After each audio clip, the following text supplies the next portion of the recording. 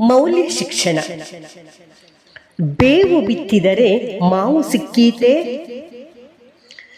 ಇತರರು ಮೌಲ್ಯಗಳನ್ನು ಅನುಸರಿಸಬೇಕು, ಸತ್ಯವಂತರಾಗಿರಬೇಕು, ಕಾಳಜಿಯುಳ್ಳವರಾಗಿರಬೇಕು ಎಂದು ನಾವು ಒತ್ತಾಯಿಸಬಹುದೇ? ಮೌಲ್ಯಗಳನ್ನು ಅನುಸರಿಸಬೇಕೆಂದು ಹೇಳದೆಯೇ ಅನ್ವಯಿಸಿಕೊಳ್ಳೋಣ. ಒಬ್ಬ ರೈತ ಪ್ರತಿದಿನ 1 ಪೌಂಡ್ ಬೆಣ್ಣೆಯನ್ನು ಬೇಕರಿಯವನಿಗೆ ಮಾರುತ್ತಿದ್ದ. ಕೆಲವು ತಿಂಗಳುಗಳ ನಂತರ ಒಮ್ಮೆ ಬೇಕರಿಯವನಿಗೆ ಬೆಣ್ಣೆಯನ್ನು ತೂಕ ಮಾಡಬೇಕೆಂದೆನಿಸಿತು.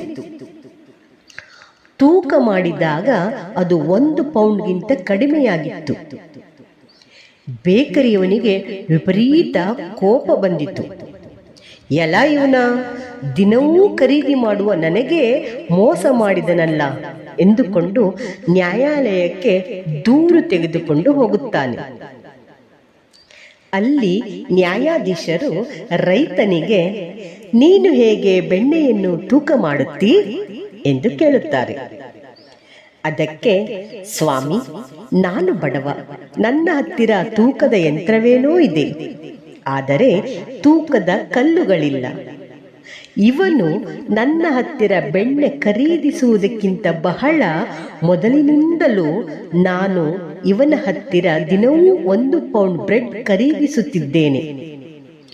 ಹಾಗೆ ದಿನವೂ ಖರೀದಿಸಿದ ಬ್ರೆಡ್ಡನ್ನೇ ತೂಕದ ಕಲ್ಲಿನಂತೆ ಉಪಯೋಗಿಸಿ ನಾನು ಬೆಣ್ಣೆಯನ್ನು ತೂಕ ಮಾಡುತ್ತಿದ್ದೆ. ಇದರರ್ಥ ಬೇಕರಿಯವನಿಗೆ 1 ಪೌಂಡ್ ಬೆಣ್ಣೆ ಸಿಗಲಿಲ್ಲವೆಂದರೆ ಅವನು 1 ಪೌಂಡ್ ಬ್ರೆಡ್ ಕೊಡದೆ ಮೋಸ ಮಾಡುತ್ತಿದ್ದಾನೆ ತಾನೆ. ಇದನ್ನು ಆಲಿಸಿದ ನ್ಯಾಯಾಧೀಶರು ಬೇಕರಿಯವನ ಮುಖ ನೋಡಿದರು. ಆತ ನಾಚಿಕೆಯಿಂದ ತಲೆ ತಗ್ಗಿಸಿದ. ಬೇರೆಯವರ ತಪ್ಪನ್ನು ಖಂಡಿಸುವ ನಮಗೆ ನಾವು ಅದೇ ತಪ್ಪನ್ನು ಮಾಡುತ್ತಿದ್ದರೂ ಗಮನಕ್ಕೆ ಬರುವುದೇ ಇಲ್ಲ.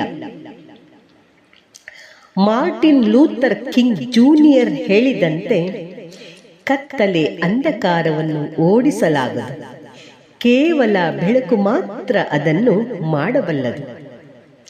ಈ ಅರಿವು ನಮ್ಮೆಲ್ಲರ ಅಂತರಂಗದಲ್ಲೂ ಬೆಳಗಲಿ.